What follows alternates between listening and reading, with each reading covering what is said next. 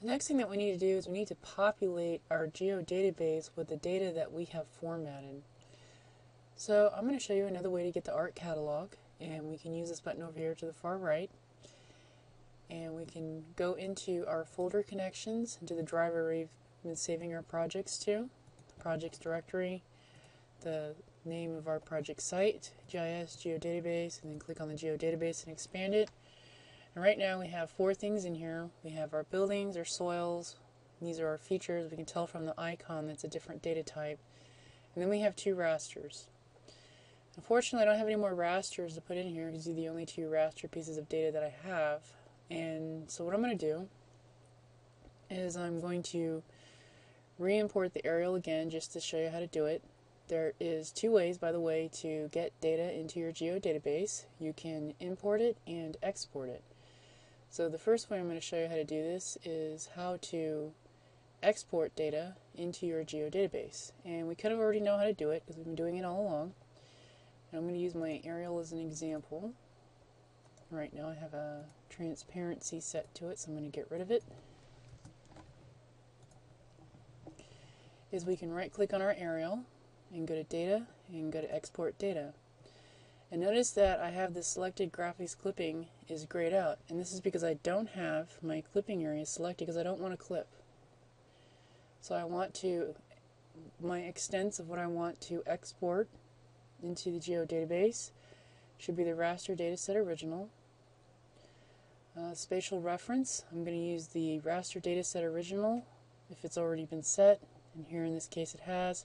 If it has not been set, then this is an opportunity to change it to the data frames, and right now they're just both the same, so it doesn't matter what I dot in.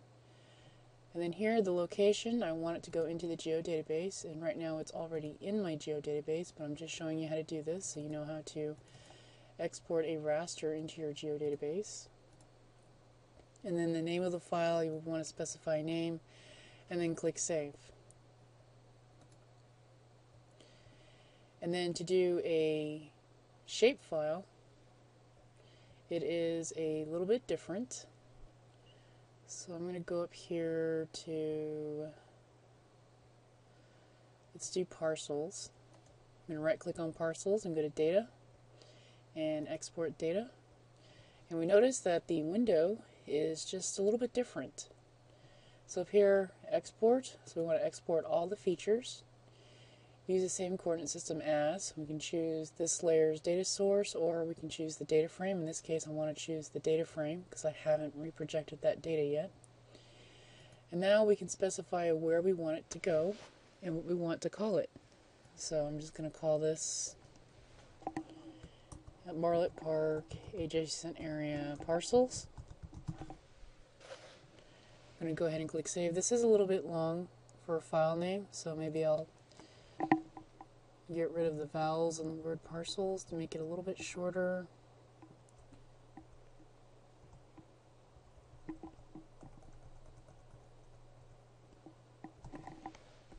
And then click Save. And then click OK.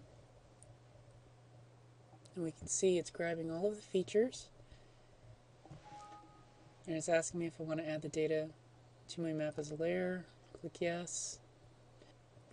So I'm going to go ahead and turn that layer on.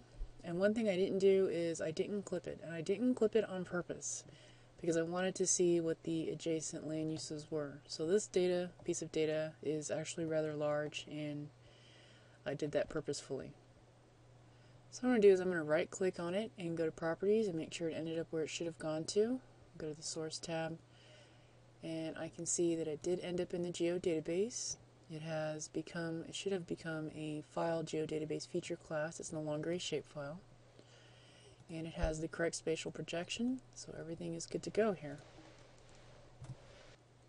Now I'm going to show you another way to bring data into a geodatabase.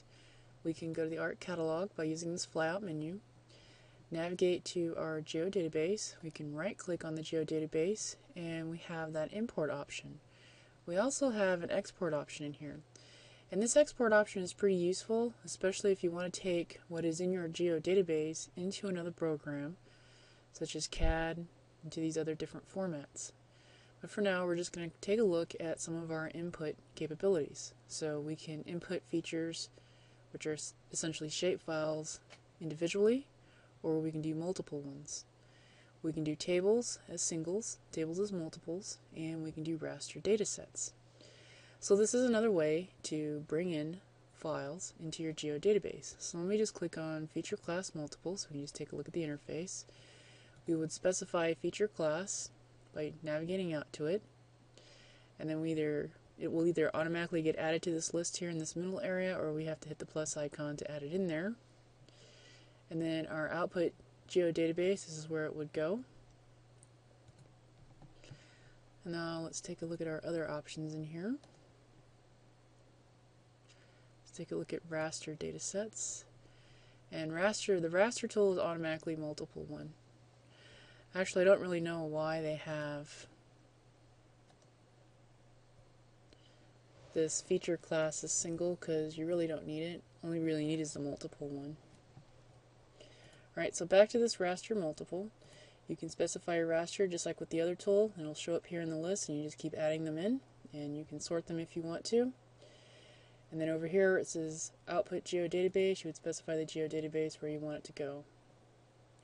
So that's pretty much all there is to importing data into your Geodatabase, and I've already showed you how to export data into your Geodatabase, and this is how you can populate your Geodatabase.